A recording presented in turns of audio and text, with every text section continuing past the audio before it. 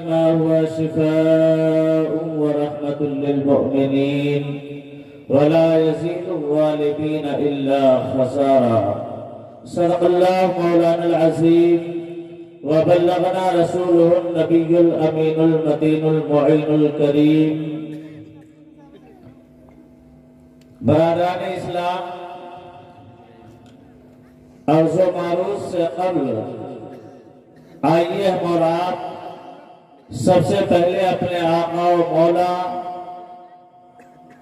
سرور لالا رخاں سرنشین مہوشاں نیر تابا زہرہ جمالہ سید انس و جاں جناب احمد مصطفیٰ محمد مصطفیٰ صلی اللہ تعالی علیہ وسلم کی بارگاہ میں صلاۃ و سلام کا نذرانہ عقیدت و محبت پیش کرے. پڑھیے بآواز بلند اللہم صلی علی سیدنا و مولانا محمد بارک وسلم صلاۃ و سلام علیک یا رسول اللہ صلی اللہ تعالی علیہ وسلم.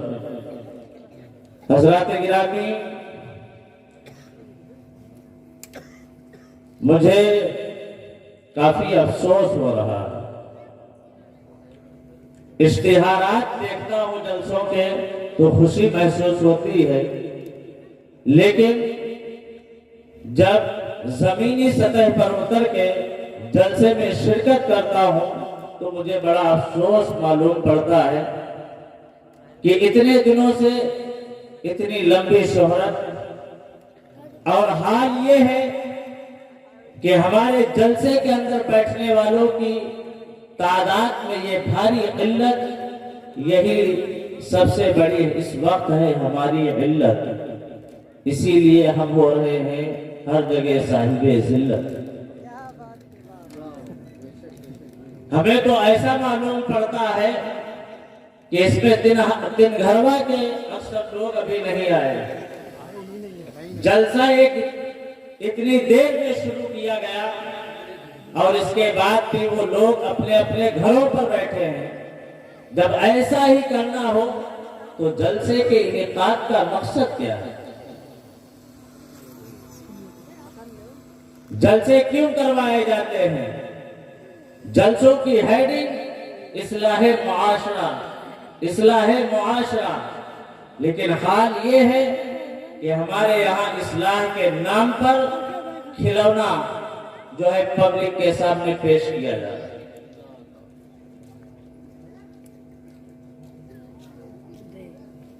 میں کہہ رہا تھا جب آیا کہ بھائی آپ لوگ ادھر بڑھاؤ، کیونکہ یہ زنا ادھر مولانا لوگوں کے آنے جانے کا ہے، پھر بھی بچے ادھر ہی بیٹھ رہے ہیں. پتہ نہیں کیا اس میں ساؤنڈ میں کچھ جو ہے جاذبیت ہے، ادھر ہی پکڑ کے اس کو بیٹھے، یا شاید وہ کہیں بھاگا جا رہا ہے.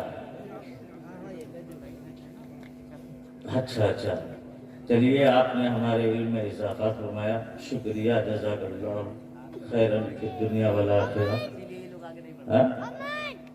بھائی ادھر جب راستہ بنایا ہے تو آپ لوگ ادھر بڑھ کے بیٹھیے اور اس طرف لوگ بڑھ رہے ہیں.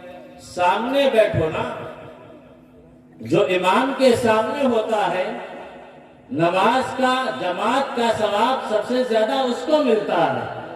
جلسے میں بیٹھو، دائیں زیادہ ہیں بائیں زیادہ ہیں، فیس سے کیوں لوگ غائب ہیں؟ آپ لوگ بھیا ادھر بڑھ گئے. نہیں، آپ کہو گے کس مولوی کو بلا لیا، وہ بہت ہڑکا رہا تھا، اتنا تو ناصر صاحب بھی نہیں کچھ کہہ رہے تھے. برائے کرم، برائے مہربانی آپ لوگ ادھر بڑھ لیں. آپ بھیا یہ جو ٹوپی صاحب لگائے ہوئے ہیں کون ہے وہ؟ تھوڑا سا بھیا ادھر بڑھ لیجیے. آپ لوگ وہ برکاتی ٹوپی لگائے ہیں، شاید اونچی ٹوپی ہے ماشاءاللہ. اللہ سلامت رکھے بھائی جان کو. حضرات گرامی، ہمارے تعریف رضا صاحب ماشاءاللہ جس جلسے میں جاتے ہیں نقابت میں اتنی محنت کرتے ہیں ماشاءاللہ، اس جلسے کو پورا کامیاب بنا دیتے ہیں. لیکن یہ اسٹیج بھی کچھ اونچا لگ رہا ہے، اس وجہ سے شاید کچھ برابر کام نہیں ہو پا رہا ہے.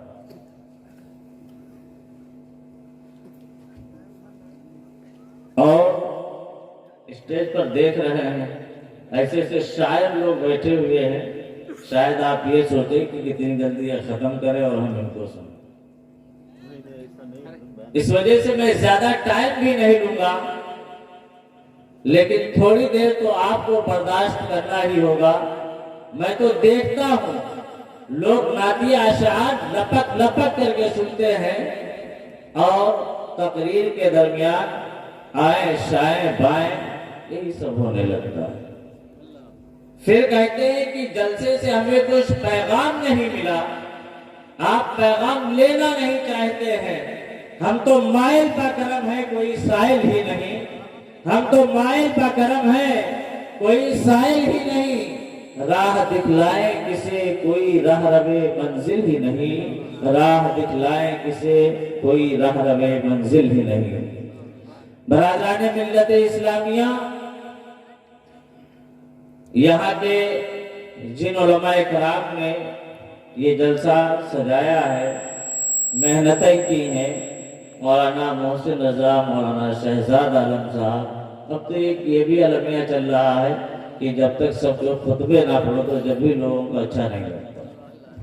حالانکہ میں نہیں کہہ رہا ہوں، پتہ ان کو اچھا ایسے ہی لگ رہا ہو، لیکن میں اپنی ذمہ داری کے حساب سے ان کو بھی مبارکبادی پیش کرتا ہوں کہ اللہ تعالیٰ آئندہ سال اس سے اچھا جلسہ کرنے کی توفیق عطا فرمائے اور بعد عشاء فوراً جلسہ شروع کرنے کی توفیق عنایت فرمائے۔ حضرات گرامی، شاعر کہتا ہے کہ نہ رئیس ہوں نہ امیر ہوں، نہ میں بادشاہ ہوں نہ میں وزیر ہوں، نہ رئیس ہوں نہ امیر ہوں، نہ میں بادشاہ ہوں نہ وزیر ہوں، در مصطفیٰ ہے میری سلطنت، اسی سلطنت کا میں فقیر ہوں، در مصطفیٰ ہے میری سلطنت، اسی سلطنت کا میں فقیر ہوں۔ وَأَحْسَنُ مِنْكَ لَمْ تَرَا قَطُّ عَيْنِي وَأَجْمَلُ مِنْكَ لَمْ تَلِدِ النِّسَاءُ خُلِقْتَ مُبَرَّأً مِنْ كُلِّ عَيْبٍ كَأَنَّكَ قَدْ خُلِقْتَ كَمَا تَشَاءُ۔ اور اعلیٰ حضرت امام احمد رضا فاضل بریلوی ارشاد فرماتے ہیں کہ یہی بولے سدرہ والے چمن جہاں کے تالے، یہی بولے سدرہ والے چمن جہاں کے تالے، سبھی میں نے چھان ڈالے تیرے پائے کا نہ پایا، سبھی میں نے چھان ڈالے تیرے پائے کا نہ پایا، تجھے حمد ہے خدایا تجھے حمد۔ بے شک سبحان اللہ سبحان اللہ۔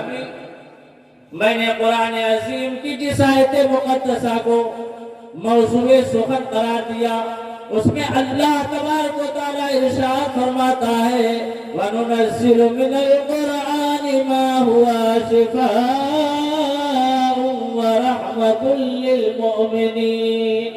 اللہ سبحان اللہ۔ بے شک میں نے قرآن کو نازل فرمایا، وہ قرآن جو شفا ہے اور رحمت ہے مومنین کے لیے، بولیے سبحان اللہ۔ اس کے لیے شفا ہے مومنین کے لیے، وَلَا يَزِيدُ الظَّالِمِينَ إِلَّا خَسَارًا۔ لیکن جب ظالم اس قرآن کو دیکھتا ہے، اس قرآن کو سنتا ہے، تو اس کا جو ہے خسارہ، اس کا نقصان بڑھتا ہی چلا جاتا ہے، اس کا نقصان اور زیادہ ہوتا چلا جاتا ہے۔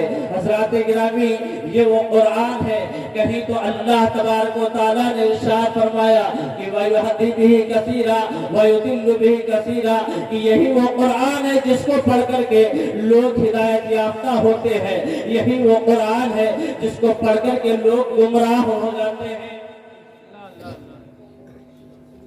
لیکن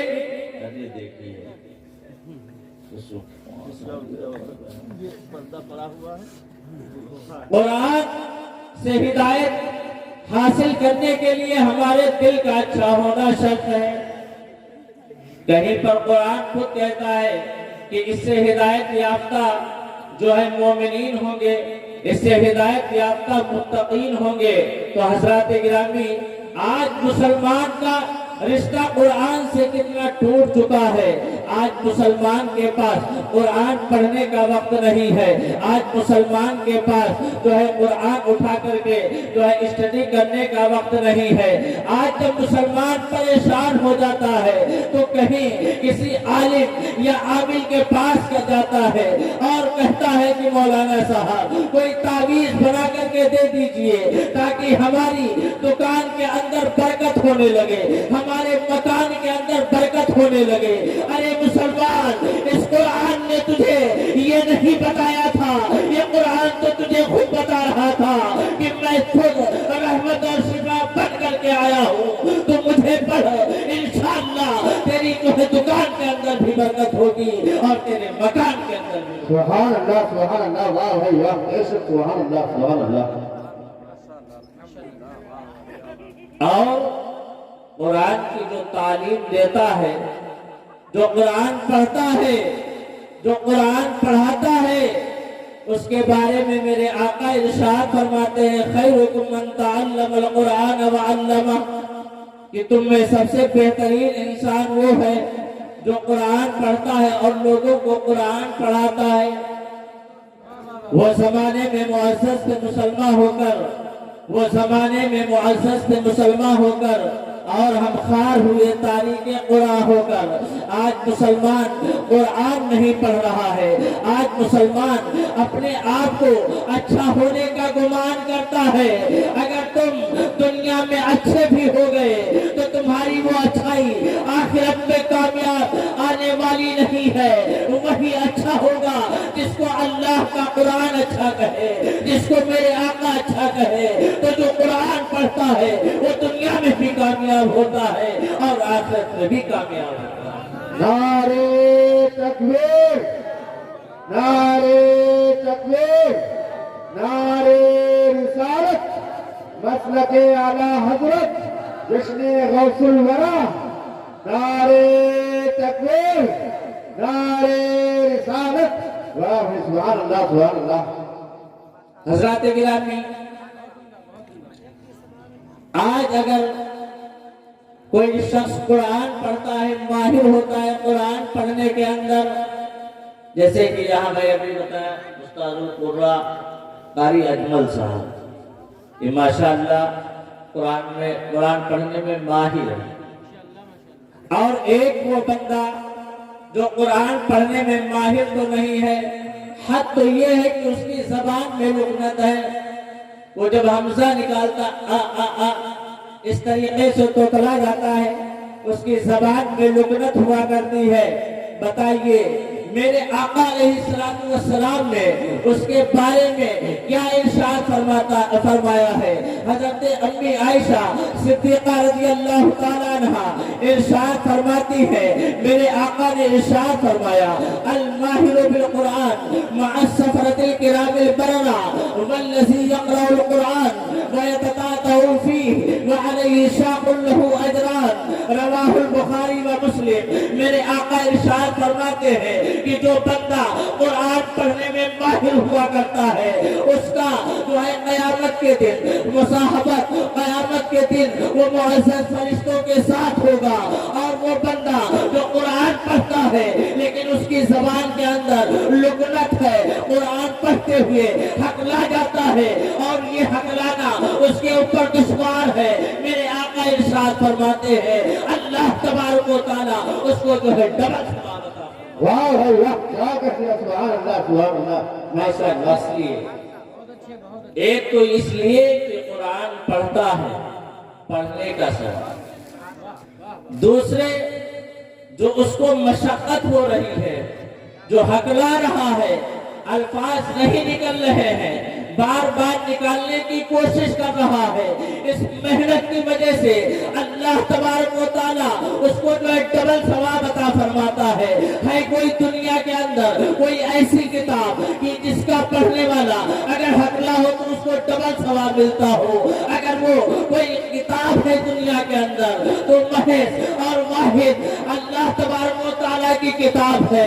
یہ وہ کتاب ہے جس کے اندر جو کچھ ہو چکا ہے اور جو صبح قیامت تک ہوگا وہ سب کچھ موجود ہے. وَلَا رَتَبٍ وَلَا يَابِسٍ إِلَّا فِي كِتَابٍ مُبِينٍ. قرآن ارشاد فرماتا ہے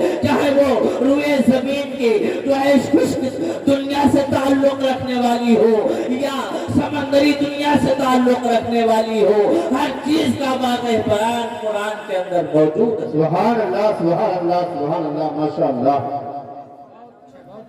آج ہم سوچتے ہیں کہ ہم فلاں کتاب پڑھیں تو ہمیں مل جائے گا، لیکن یہ قرآن ہے۔ جب آپ اس قرآن کو لے کر کے بیٹھیں گے، آپ جس نیت سے لے کر کے بیٹھیں گے، قرآن کے اندر جو ہے مسئلے کا حل تمہیں مل جائے گا، اس لیے کہ قرآن کے اندر ہر چیز ہے۔ حضرت عبداللہ ابن عباس رضی اللہ تعالیٰ عنہ ارشاد فرماتے ہیں قرآن کے اندر ہر ایک چیز موجود ہے، ہر ایک چیز کا واضح بیان ہے۔ حضرت عبداللہ ابن عباس فرماتے ہیں کہ اگر میری اوٹنی کی نکیل بھی گم ہو جاتی ہے تو میں قرآن پاک سے تلاش کروں۔ ارے بابا بابا، نعرے تکبیر، نعرے رسالت، مسجد اعلیٰ حضرت، شان قرآن، فیضان قرآن، اعجاز قرآن۔ اگر میری اونٹنی کی نکیل بھی گم ہو جاتی ہے تو میں قرآن سے تلاش کر لیتا ہوں، لیکن شرط یہ ہے کہ جب ہم قرآن پڑھنے چلیں تو ہمارے دل کے اندر اس کی نیت ہونا چاہیے، ہمارے دل کے اندر اس کا قصد و ارادہ ہونا چاہیے، اور اس کے تفاہیم، اس کے تفاسیر کو ہم سمجھیں۔ لیکن آج ہمارا عالم یہ ہے کہ عربی کے اندر قرآن ہے، ہمارا دل نہیں لگتا ہے پڑھنے کے اندر، ہمارا جو ہے ہمیں قرآن سمجھ میں نہیں آتا ہے۔ آج اگر ہمارا کوئی بھائی یا ہمارا کوئی بیٹا عرب ممالک کے اندر چلا جائے اور وہاں سے کوئی میسج ہم پر جو ہے بھیج دے تو ہم ادھر ادھر ٹرانسلیشن کو گھومتے ہوئے تلاش کرتے ہوئے گھومیں گے کہ اگر اس کا کوئی ترجمہ کر کے بتا دے کہ ہمارا بیٹا سعودیہ کمانے کے لیے گیا تھا، آخر اس نے یہ میسج بھیجا ہے، اس کے اندر اس نے کیا کہا ہے۔ لیکن اللہ تبارک و تعالیٰ ہم سے قرآن کے اندر کیا فرما رہا ہے، ہمیں اس کی ذرہ برابر کوئی پرواہ نہیں۔ قرآن کو اگر پڑھو گے تو اللہ رب العزت ارشاد فرماتا ہے وَلَقَدْ يَسَّرْنَا الْقُرْآنَ لِلذِّكْرِ هَلْ مِن مُّدَّكِرٍ، کہ ہم نے قرآن کو بہت ہی آسان کر دیا ہے کوئی یاد کرنے والا۔ آج اگر آپ اپنے امام کے پیچھے نماز پڑھتے ہیں اور 40 دن نماز پڑھیں، جو امام سورہ تلاوت کرتا ہے نماز کے اندر، آپ اگر بغور قرات سماعت کریں تو اگرچہ آپ قصد و ارادہ بھی نہ کریں کہ یہ سورہ ہمیں یاد ہو جائے، لیکن اس کے باوجود اگر آپ نے 40 دنوں تک ایسا عمل کر لیا ہے تو 40ویں دن قرآن کا اعجاز ہے کہ بغیر یاد کیے ہوئے تمہیں وہ سورہ یاد ہو جائے۔ اس کا آپ لوگ بھی مشاہدہ کرتے ہوں گے، آپ لوگ بھی اس کا تجربہ کرتے ہوں گے۔ اور اگر کوئی بندہ یہ سوچے کہ میں بہت بڑا قاری قرآن بن گیا ہوں، مجھے بڑا ٹنچ یاد ہے، اگرچہ وہ 60 محرابیں کیوں نہ سنا چکا ہو، وہ یہ سوچ لے کہ ہم دل میں قرآن نہیں پڑھیں گے، ڈائریکٹ جو ہے مصلی پر کھڑے ہو کر کے ہم تراویح میں قرآن سنا دیں گے تو قرآن کا چیلنج ہے کہ قرآن اس کے دل سے نکل جائے گا، اس لیے اس نے قرآن سے بے اعترائی کر دی۔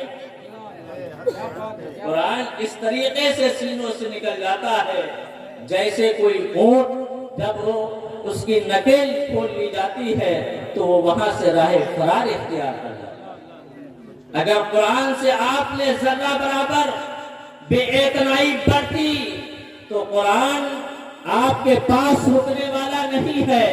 قرآن عظیم کی وہ دولت ماشاءاللہ بڑی خوشی کی بات ہے، دیر آئے درست آئے، لیکن آپ لوگ ایسا نہ کیا کریں، بلکہ جس طریقے سے شورا کو نوازتے ہیں اسی طریقے سے خطبہ کو بھی نوازا کریں، ورنہ آپ یاد رکھیں آپ کو قرآن سکھانے والا، قرآن کی تعلیم بتانے والا کوئی عالم پیدا نہیں ہوگا، رات بھر جو ہے تمہیں ترنم میں لے کر کے ڈوبنے والے شورا تو تمہارے ہمارے ہاتھ پیدا ہو سکتے ہیں، پر تمہیں سمجھانے والے مبلغین نہیں پیدا ہوں گے۔ ہر ایک انسان کا فوکس یہ ہوگا کہ 4-5 اشعار میں یاد کر لوں، اسے 500 کما سکتا ہوں، لیکن یہ کوئی نہیں سوچے گا کہ 4 حدیثیں یاد کر کے 4 لوگوں کو بتا دوں گا تو تمہیں 4 لوگ اس پر عمل کریں۔ اور یہی حال ہے بہت عمدہ، بہت ہمارے عمدہ۔ جلسوں کا کہ شاعر صاحب کھڑے ہو جائیں، ایک اور ریپیٹ، تو برہ سے برہ چہار برہ۔ ارے پگلوں کیا ہو گیا ہے تمہیں؟ کہاں جا رہے ہو؟ اس امت کو لے کر کے کیا میرے آقا نے ایسے ہی نعت سنی تھی؟ ہاں؟ کیا میرے آقا نے یہی تمہیں اسوہ حسنہ دے کر کے گئے تھے؟ میرے آقا تو بتا کر کے گئے تھے بلغوا انی ولو آیا، کہ میری طرف سے اگر ایک آیت کا بھی تمہیں علم ہے تو میری امت تک پہنچاؤ۔ یہ نہیں فرمایا تھا کہ میری شان میں تم نعتیں انہیں سناتے رہنا۔ تمہارے دوش ہمت کے اوپر جو ہے نہیں عن المنکر اور جو ہے نیکیوں کی طرف دعوت، برے کاموں سے روکنے کا ذمہ رکھا گیا ہے، نعتیں پڑھنے کا ذمہ نہیں رکھا گیا ہے، قرآن پڑھنے کا ذمہ رکھا گیا ہے۔ حضرات گرامی، اللہ تبارک و تعالیٰ نے قرآن پڑھنے پر کتنا ثواب عطا فرماتا ہے۔ آج ہم دوسرے علوم و فنون کی کتابیں پڑھتے رہیں لیکن ہمیں کہیں پر کوئی ثواب کا ذکر نہیں ملتا ہے، لیکن یہی وہ قرآن جس کے بارے میں حضرت ابن مسعود رضی اللہ تعالیٰ عنہ ارشاد فرماتے ہیں کہ حضرت آقا کریم علیہ السلام نے ارشاد فرمایا، حضرت آقا کریم علیہ السلام نے ارشاد فرمایا من قرأ حرفا من کتاب اللہ فلہ بی حسنۃ والحسنۃ بعشر امثالها لا اقول الف لام میم حرف الف حرف ولام حرف ومیم حرف رواہ الترمذی وقال هذا حدیث صحیح۔ ماشاءاللہ ماشاءاللہ۔ حضرت ابن مسعود رضی اللہ تعالیٰ عنہ ارشاد فرماتے ہیں کہ آقا کریم علیہ السلام نے ارشاد فرمایا کہ اگر کوئی بندہ قرآن پاک کا ایک حرف پڑھتا ہے تو اللہ تبارک و تعالیٰ اس کو 10 نیکیاں عطا فرماتا ہے۔ کتنی؟ 10 نیکیاں عطا فرماتا ہے۔ اور میں یہ نہیں کہتا ہوں کہ الف لام میم ایک حرف ہے، بلکہ الف ایک حرف ہے، لام ایک حرف ہے، میم ایک حرف ہے۔ یعنی اگر آپ الف لام میم پڑھتے ہیں تو آپ یہ نہ سوچیں کہ مجھے 10 نیکیاں ملیں گی، بلکہ میرے آقا ارشاد فرماتے ہیں کہ اس کو 30 نیکیاں ملیں گی۔ اور مفسرین کہتے ہیں اور محدثین کہتے ہیں کہ اس حدیث پاک میں میرے آقا نے جو ارشاد فرمایا ہے اس کا مطلب یہ ہے کہ الف لام میم جب ہم کہتے ہیں تو الف کا جب ہم پروننسیشن کرتے ہیں، تلفظ کرتے ہیں، تو اس کے اندر 3 حروف آتے ہیں، الف لام اور فا، جس کو حمزہ سے تعبیر کیا جاتا ہے کہ اگر الف پر کوئی زبر زیر حرکت نہ آئے تو الف کا کوئی وجود نہیں ہے۔ الف کا مطلب حمزہ، لا، فا۔ اسی طریقے سے جب لام کہتے ہیں تو لام آتا ہے، الف آتا ہے، میم آتا ہے، جب میم کہتے ہیں میم آتا ہے، یا آتا ہے، میم آتا ہے۔ تو اس طریقے سے اس میں جو ہے 9 حروف بنتے ہیں، ایک حرف کے بدلے 10 نیکیاں۔ تو ہم نے پڑھا الف لام میم تو اللہ تبارک و تعالیٰ ہمیں 90 نیکیاں عطا فرما دیتا ہے۔ وہ زمانے میں معزز تھے مسلمان ہو کر اور ہم خار ہوئے تاریخ قرآن ہو کر۔ آج مسلمانوں کے پاس رنڈیاں نچانے کے لیے روپیہ ہے، مسلمانوں کے پاس قوالیاں سننے کے لیے روپیہ ہے، مسلمانوں کے پاس خرافات کے نام پر ہزاروں روپیہ ہیں، لیکن مسجد اور مدرسے کے لیے 10 روپیہ کا نوٹ، 10 کا نوٹ اس کے لیے سب سے بڑا نوٹ معلوم پڑتا ہے۔ جب کوئی چندہ والا آ جائے، جب کہیں مسجد کی جھولی سامنے سے نکلتی ہے تو نمازی تسبیح کے اندر ایسا مشغول ہو جاتے ہیں، معلوم ہوتا ہے کہ بہت پہنچے ہوئے یہ فقیر بیٹھے ہیں، سوچتے ہیں کہ کتنی جلدی یہ جھولی آگے جائے، اور اگر دیں گے بھی نکال کر کے تو 10 کا نوٹ دیتے ہیں۔ آپ بازار جاتے ہو، آپ بتاؤ 10 روپے میں کیا ملتا ہے، لیکن وہی مسجد جہاں پر آپ کو اگر 1 منٹ لیٹ امام آتا ہے آپ آنکھیں دکھاتے ہو، وہی مسجد جہاں پر آپ کو سب کمپلیٹ ملنا چاہیے، ایک دم صاف و شفاف ملنا چاہیے، اور وضو خانے کے اندر پانی بھی موجود ہونا چاہیے۔ اگر سردی کا موسم ہے تو آپ کو گرم پانی چاہیے، اور اگر گرمی کا موسم ہے آپ کو ٹھنڈا پانی چاہیے۔ امام صاحب کو آپ کو جو ہے مکمل وقت پر تیار ملنا چاہیے، لیکن اسی مسجد میں آپ کو دینے کے لیے آپ کو 10 کا نوٹ سب سے بھاری معلوم ہے۔ نہ سنبھلو گے تو مٹ جاؤ گے۔ اے ہندی مسلمانوں، تمہاری داستان بھی نہ ہوگی داستانوں میں۔ ایک قوم ہے جس کے پاس 1 پوائنٹ بھی تعداد نہیں ہے، لیکن ان کے کالجز، ان کی یونیورسٹیز، ان کے ہاسپٹلز، ان کی تنظیمیں، آرگنائزیشنز اگر آپ شمار کرنے پر بیٹھے آپ شمار نہیں کر سکتے۔ آپ یہاں سے پھلیا جائیے، آپ کو راستے میں کتنے اسکول مل جائیں گے اس قوم کے، لیکن وہ مسلمان جس کے پاس سب سے بڑی تعداد ہے پڑھنے والے بچوں کا، ایک عظیم سیلاب ہے، لیکن نہ تو ان کے پاس مدرسے کی اچھی ایجوکیشن ہے، نہ تو اسکول کی اچھی ایجوکیشن ہے، نہ دنیا ہے ان کے پاس، نہ آخرت ہے ان کے پاس۔ ارے کہاں جا رہے ہو؟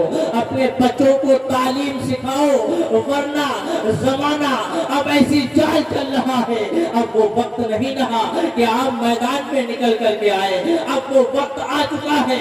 اگر آپ کا مقابلہ ہوگا، اگر آپ کا کمپٹیشن ہوگا تو ایجوکیشن سے ہوگا، تعلیم سے ہوگا۔ اگر آپ کے بچے تعلیم یافتہ ہیں تو ملک کے بڑے سے بڑے عہدے پر فائز ہو سکتے ہیں، اور اگر تمہارے پاس تعلیم نہیں ہے تو تم جگہ جگہ رسوا ہوتے ہوئے چلے جاؤ گے۔ حق ہے، سچ ہے۔ ہر ایک محتمم یہ شعر کہتا ہے کہ یہی ہے آرزو کہ تعلیم قرآن ہو جائے، کہ ہر ایک پرچم سے اونچا پرچم اسلام ہو جائے، لیکن مسلمان اپنے بچوں کو اسکول کی طرف بھیجنا پسند کرتا ہے، مدرسے کی جانب بھیجنا پسند نہیں کرتا ہے۔ کچھ خامیاں اس میں ہماری بھی ہیں اور کچھ خامیاں آپ کی بھی ہیں۔ اگر آج ہمارے مدرسوں کے اندر اصلی تعلیم کا بہترین بندوبست ہوتا، یہاں کا فارغ ہونے کے بعد بچہ اگر کہیں اسٹیشن پر جاتا، کہیں بینک کے اندر جاتا، اس کو اپنا ودرال بھرنے کے لیے کسی ہیلپر کی ضرورت نہ پڑتی، تو آپ کہتے کہ ہاں ہمارے بچے نے مکمل تعلیم حاصل کی ہے۔ لیکن میں دیکھتا ہوں کہ بہت سے ایسے جو ہے بڑی بڑی ٹوپی والے اسٹیشنوں پر مل جاتے ہیں، بینکوں کے اندر مل جاتے ہیں، جو کسی جاہل کی ہاں میں ہاں ملاتے ہیں کہ ہمارا ودرال بھر دیجئے، ہمارا جو ہے ٹکٹ ریزرویشن نکلوانا ہے، ذرا ہمارا فارم فل کر دیجئے۔ آخر ایسا اسی لیے تو ہو رہا ہے کہ ہمارے مدرسوں کے اندر اس کی تعلیم نہیں دی گئی۔ اس میں اصل میں انگریزوں کا ہاتھ تھا، انہوں نے یہ سوچا کہ اگر بچے مسلمانوں کے اسکول کے اندر آ گئے تو ان کو دینی تعلیم نہیں دی جائے گی، لہذا اگر اسکول کے ہاتھوں کوئی مسلمان کا بچہ چڑھ گیا تو اگر وہ کافر نہ ہوا تو مکمل مسلمان بن کر کے بھی اپنی زندگی نہیں گزار، اور اگر صرف مدرسے کے اندر چلا گیا تو وہ آخرت میں تو کامیاب ہو سکتا ہے، دنیا میں دھکے کھائے گا۔ لہذا آج ضرورت ہے دونوں تعلیم کی سنگموں کا۔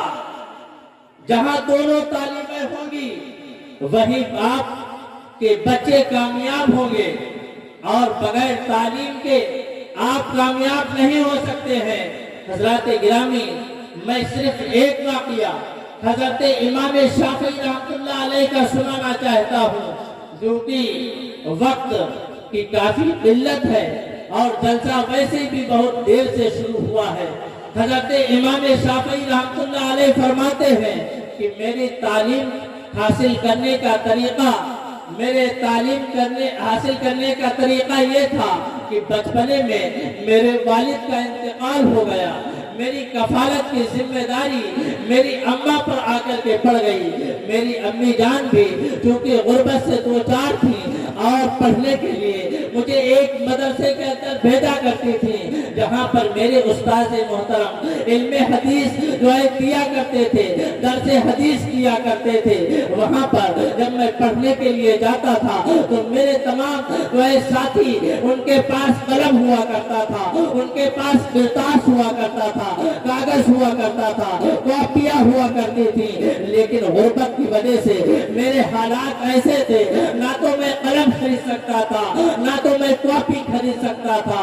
अलबत्ता मेरा मामूल ये था कि मैं दिन भर जो है जाता और बड़े जानवरों की हड्डियां तलाश करता था। अगर ऊंट की कोहान की हड्डी मिल जाती, उसको उठा करके अपने घर लाता, उसको साफ करता और सुबह एक ढेला ले लेता था। जब मेरे उस्ताद गिरामी दर्स हदीस देते थे तो मैं उस हड्डी के ऊपर उस दर्स हदीस को नोट कर लिया करता था। इस तरीके से मैंने अपनी तालीम का सफर शुरू कर दिया। अलबत्ता मैं पढ़ता रहा, लेकिन मेरी किस्मत जगमगाई। अल्लाह तबारक व तआला ने मुझे हज्जे बैतुल्लाह का शरफ अता फरमा दिया।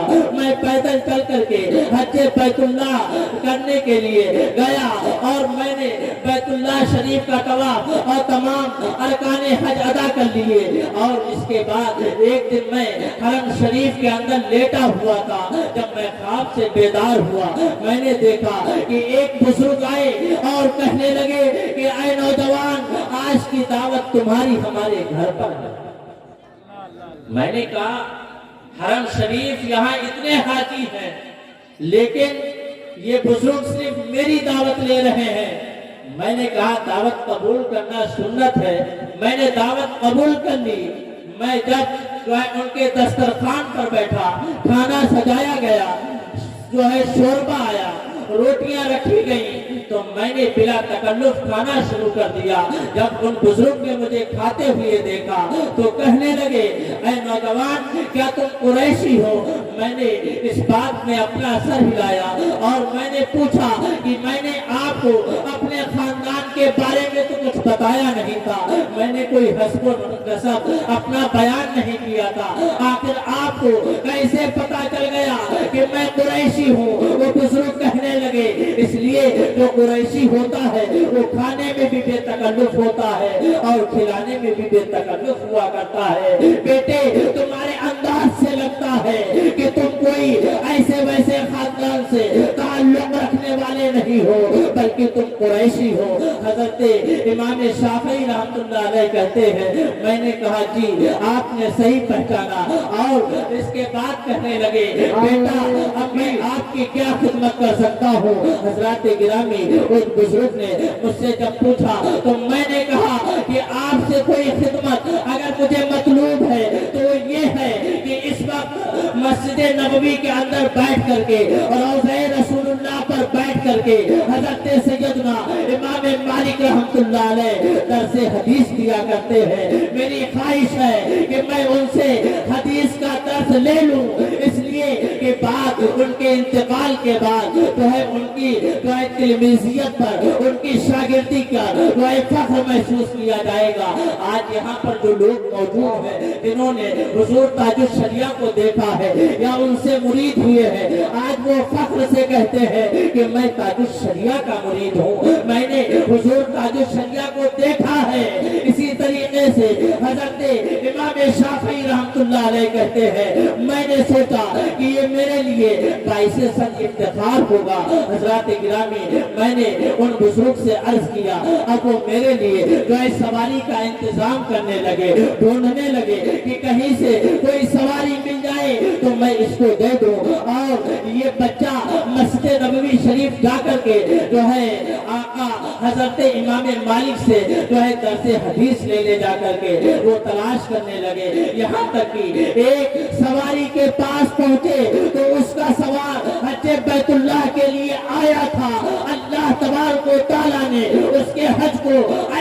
قبول کیا، ایسا قبول کیا کہ وہیں پر اس کا انتقال ہو گیا۔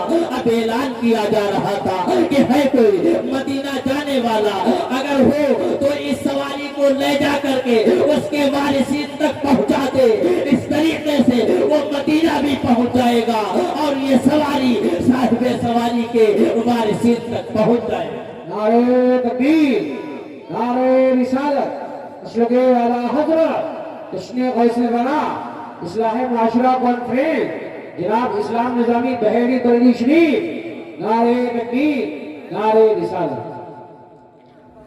حضرت امام شافعی رحمت اللہ علیہ سے آ کر کے انہوں نے بتایا کہ اللہ تبارک و تعالیٰ نے تمہارے لیے سواری کا انتظام کر دیا ہے۔ حضرت امام شافعی رحمت اللہ علیہ اس سواری پر سوار ہوتے ہیں اور حرم شریف سے روانگی لیتے ہیں۔ راستے میں وہ دور ایسا دور تھا جب شاہراہیں نہیں بنی ہوئی تھی، سڑکوں کا انتظام نہیں تھا، گاڑیوں کا سفر کرنا پڑتا تھا، نشیب و فراز تھے۔ آپ کہتے ہیں کہ راستہ طے کرتے ہوئے تقریباً مجھے 16 دن لگ گئے، لیکن الحمدللہ میرا روزانہ معمول تھا کہ میں اپنی سواری کی پیٹھ پر بیٹھ کر کے روزانہ ایک قرآن پاک کا ختم پڑھ لیا کرتا تھا۔ کتنا بولتے ہو سبحان اللہ؟ سمیٹ رہا ہوں کیونکہ میں دیکھتا ہوں، میں اسی لیے کہیں تھوڑا سا تقریر کرتے ہوئے بھی ڈر لگتا، چونکہ ہمارے یہاں استقبال بہت ہے، ہمارے یہاں نعروں کی بھرمار بہت ہے۔ جلسہ بھی لیٹ شروع ہوگا، پھر نعرے بہت لمبے لمبے، پورا وقت اسی طریقے سے نکل جاتا ہے۔ اور جہاں ہی کہیں کوئی قاہری آیا تو پھر علاقائی پر تھوڑا سا لوگوں کی نظریں تنگ ہونے لگتی، میں معذرت چاہوں گا، لیکن میری تقریر طبع یار کو بے چین کرتی ہے۔ سبب کیا ہے وہی کہتا ہوں جو دل پر گزرتی ہے۔